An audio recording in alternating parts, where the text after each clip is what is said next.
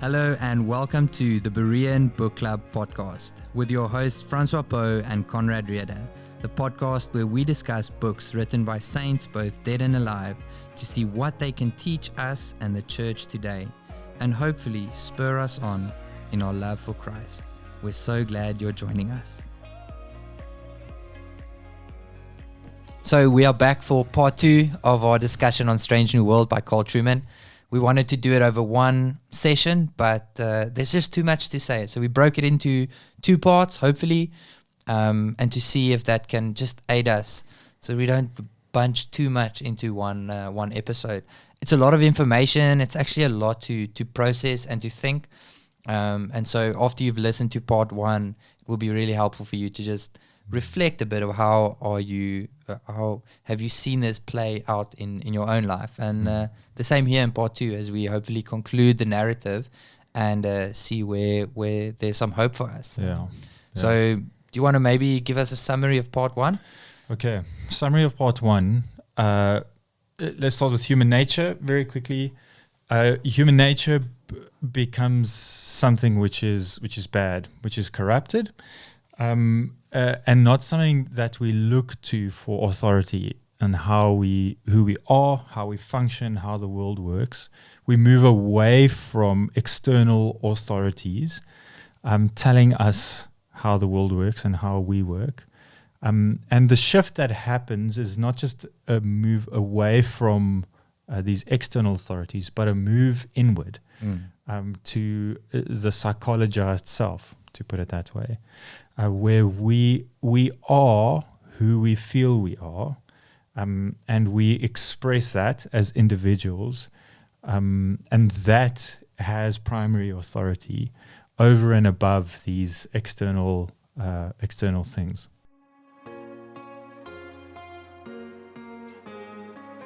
The next step is the sexualizing of psychology. And so how we understand psychology primarily in sexual categories. And then the last move that he's gonna talk about is how then sex has been politicized. And so that is the whole shift, how we're gonna get to our day and age and understand the world around us. And so the main thinkers we're going to be looking at, I mean, there's so much to talk about in this book, but just quickly, for the sexualizing of this psychology, we're going to be looking at Freud and the way in which Freud understood sexual pleasure. And then after that, we're going to see how not only does Freud kind of lead to the psychologizing of sex, but then it automatically becomes a political issue. And this is expressed most clearly by Wilhelm Reich and his thinking. So those are the 2 major thinkers we're going to be talking about a bit. And then we'll end with kind of how this leads to the sexual revolution, our day and age, and how to better engage with it. So just like starting off, I'm gonna quote Trueman here as he speaks about Freud.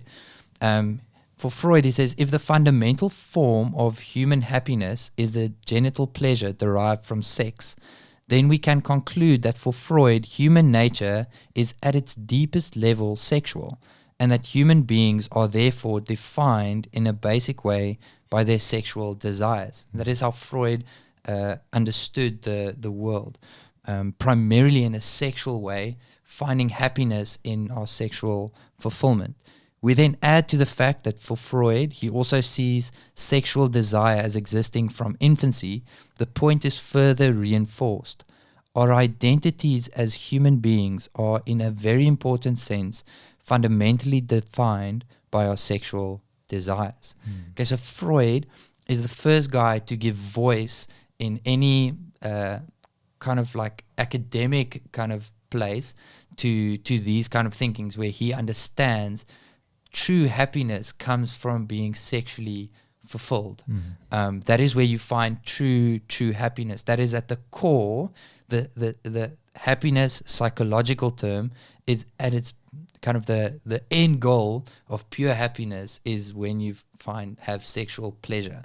And so the whole goal of human existence is to find that like happiness, as Freud would put it. So that's what he kind of like does, although Freud's theories have been rejected by many psychologists and not used anymore, or even kind of beneficial for understanding us as human beings, the ideas live on. And we see that again, the way in which we express our sexual identities, as saying that, like, I'm heterosexual,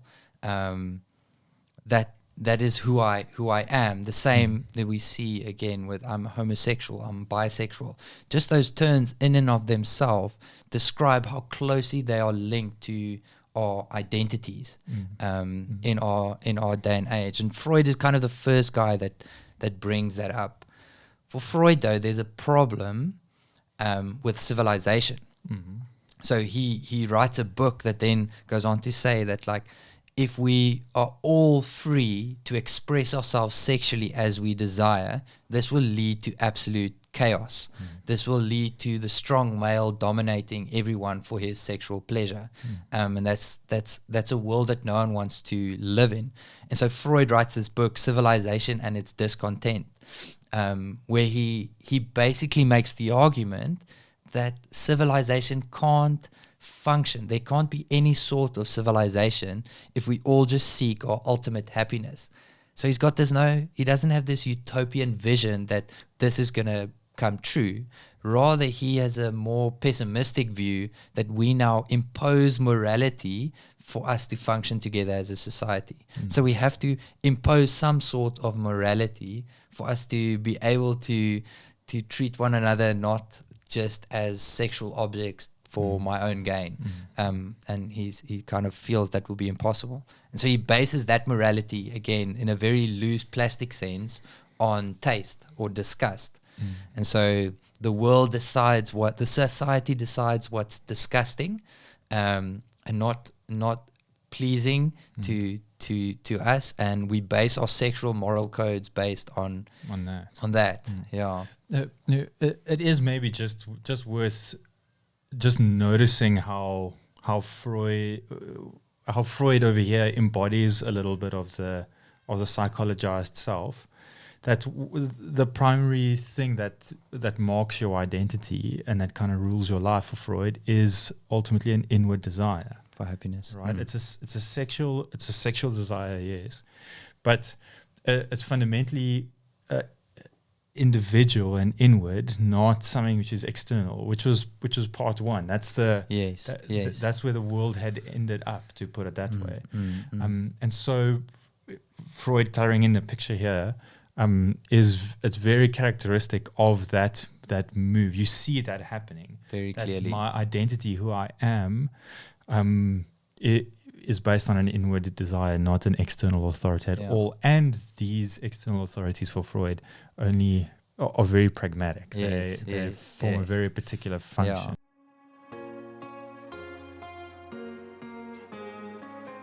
Yeah, and that's the interesting thing for Freud. Freud is not anti-religion per se, because he's like, hey, religion gives us a sort of morality that allows us to live together, because it bases its kind of, there's a reason for that morality to exist.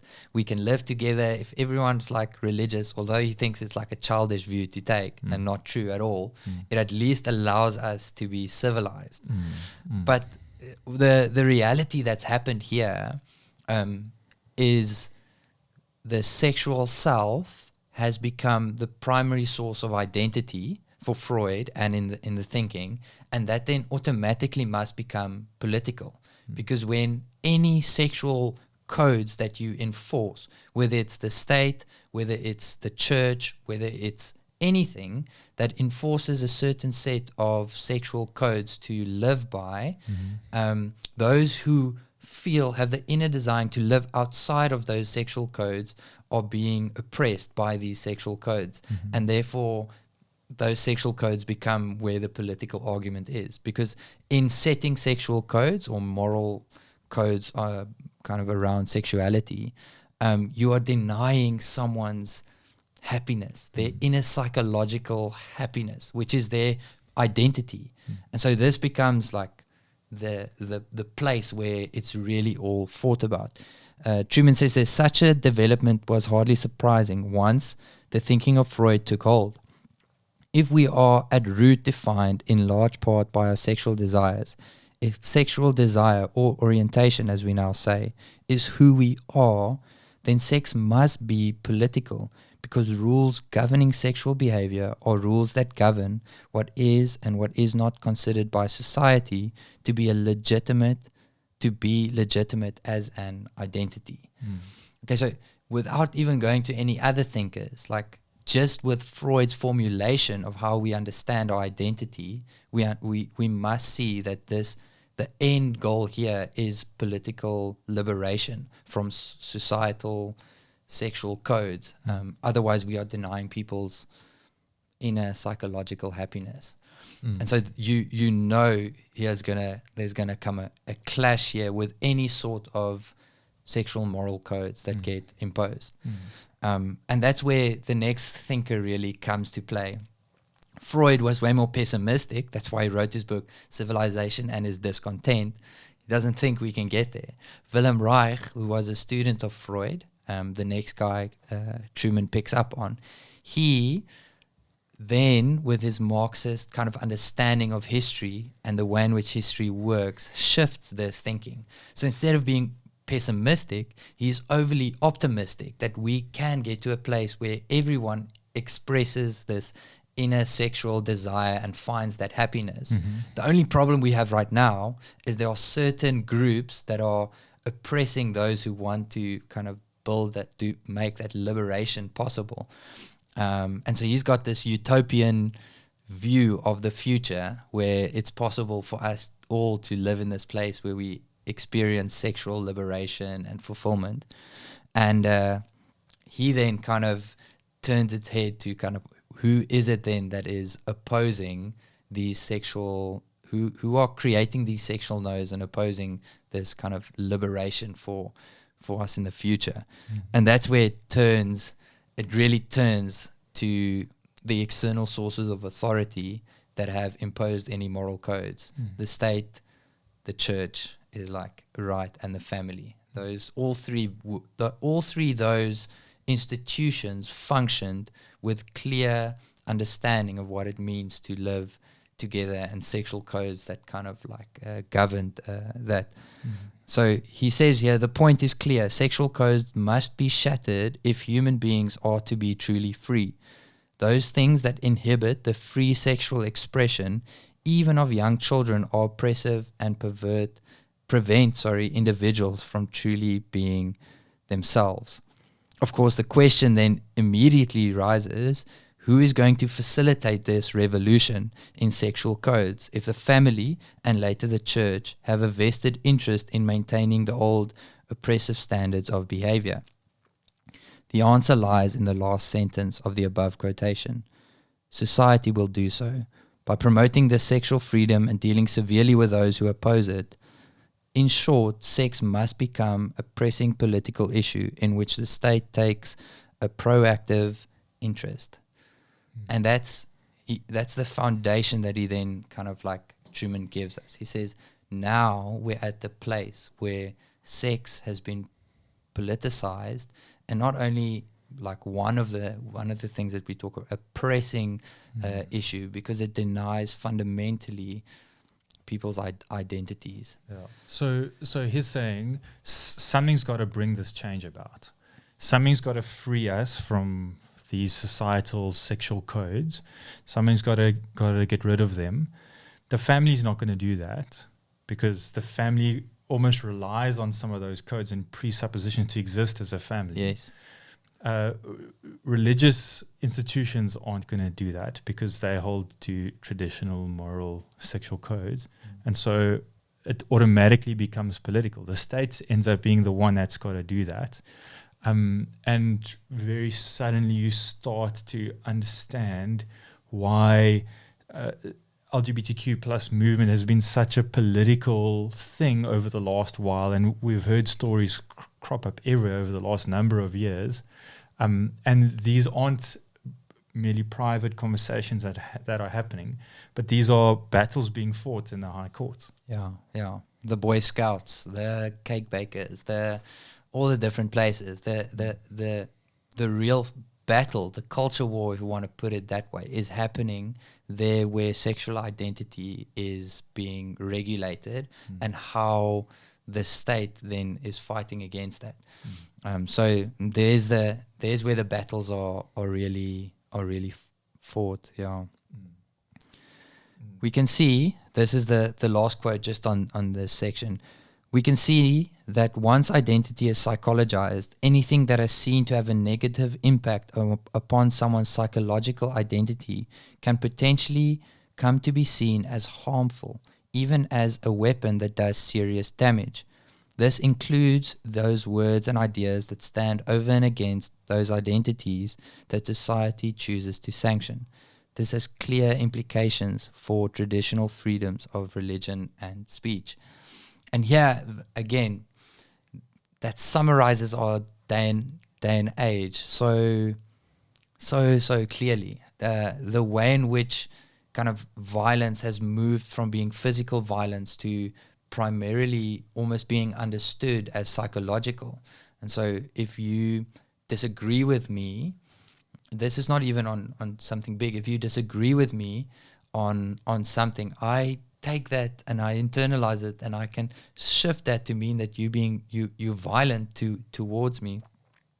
And that justifies a whole lot of other actions that the state can impose on you then, because you've been violent towards me. And that's a little bit of what we see, all the riots and everything happening at campuses because of certain speakers that want to go speaking specifically here about the US.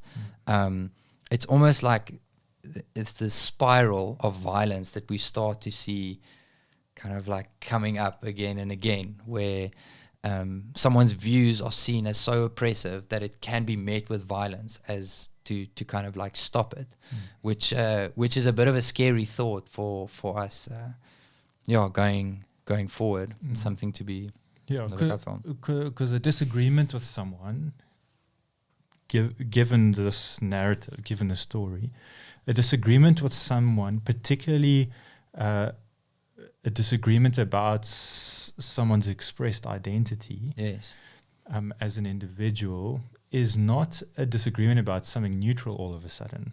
It's not a disagreement about a standard of order or a human nature or the way things are.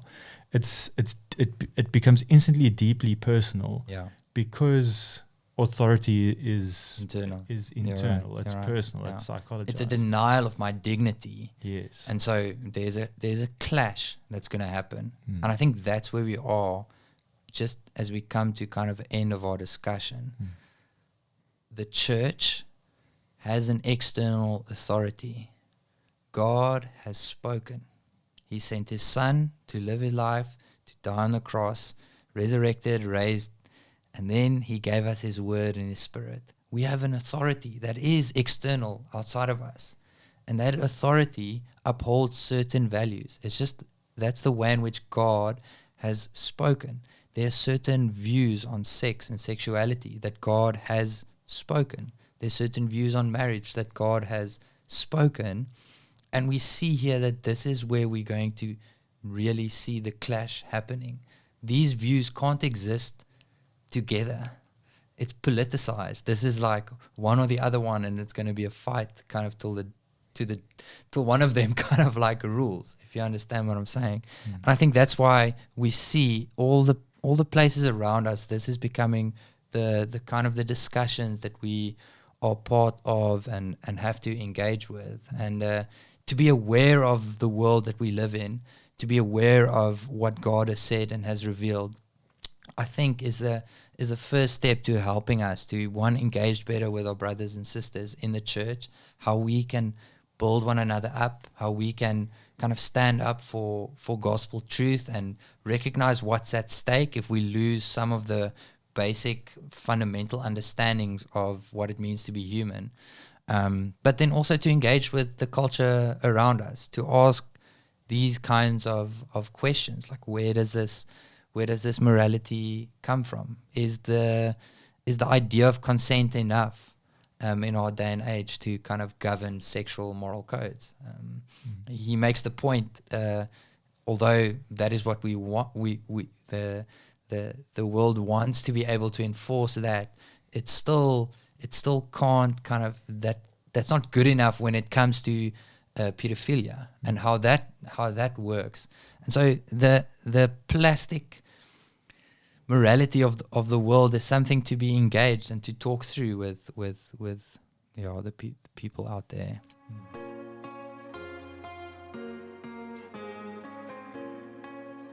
Yeah. Maybe as we kind of end our discussion, do you think there's any hope for us, or where do you think we turn to from here? Yeah, I mean, we had said this from the get-go as well, that Trueman's not trying to offer any answers.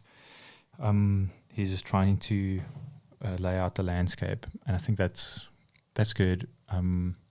We should probably be slow to offer answers as well. I certainly don't have any.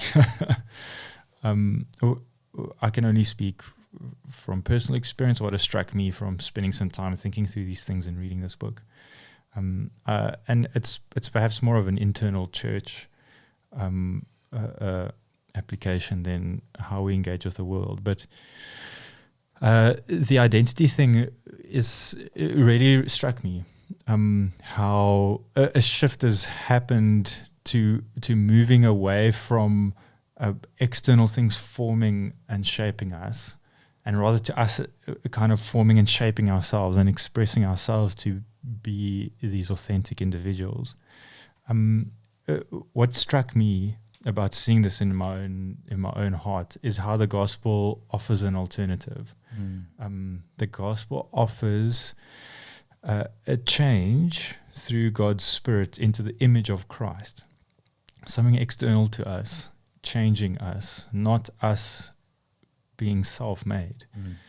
Now, there's a certain rest there, that kind of we're not up to kind of making ourselves. We don't need to feel the pressure to be self-made.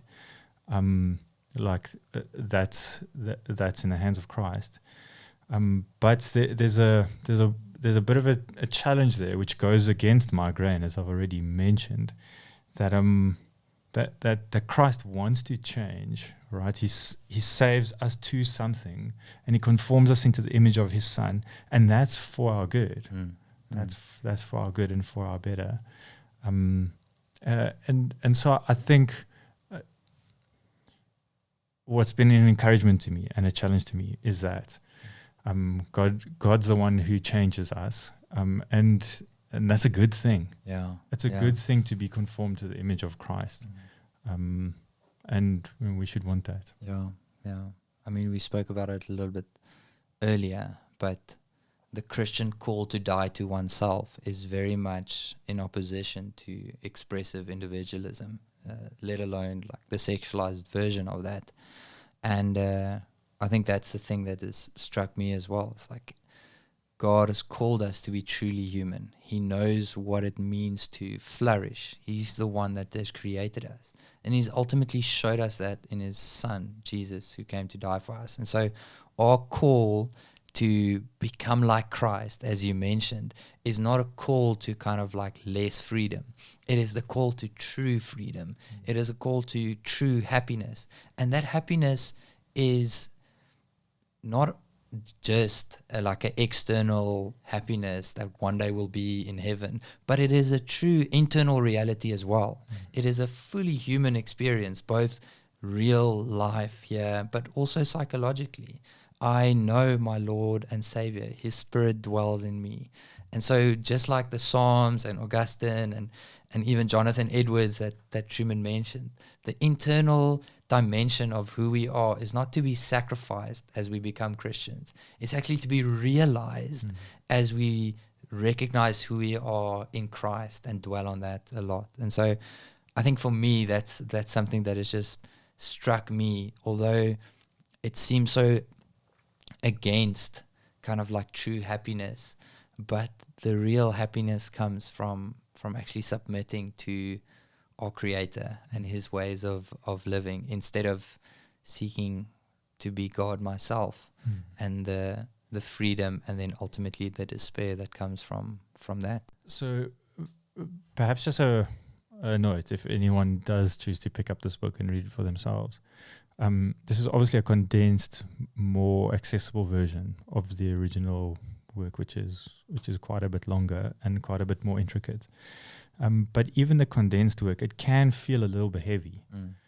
He does speak through like a lot of things with different philosophers and certain like philosophical terms and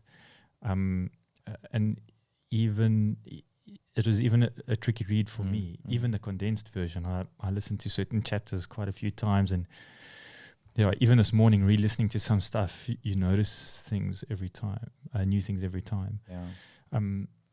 If this is a book that you want to pick up and read, and you start reading and you feel like, I'm hating this, just push on. Just push on to the end. It will start falling into place, even if you don't understand what's going on as he's working through the chapters and saying certain things. By the time that he gets to the end of the book and he starts pulling some of those strings together, it will make much more sense. And so my final note is just one of encouragement. If you do pick up this book, which I really do encourage you to do, push on. It will be worth it in the end. Lekker. So there we go. Part 2, Strange New World, is done and dusted. Thank you so much for listening to this episode. We hope you were greatly encouraged by it and that it was beneficial for you. We got quite a lot of stuff going on, but we got our book list is on the website, so you can go to btistellenbosch.com, and there you'll see under podcast the Berean Bookclub. There you can get our book list for this year. We got some exciting books coming that we're going to be reading. Our next book is called The Thrill of Orthodoxy by Trevin Wax. And I actually chose that book specifically because of what we learned here. Oh, really? Yeah. What I realized was that we as Christians need to understand or actually know deeply what this external authority has actually spoken. So God has spoken.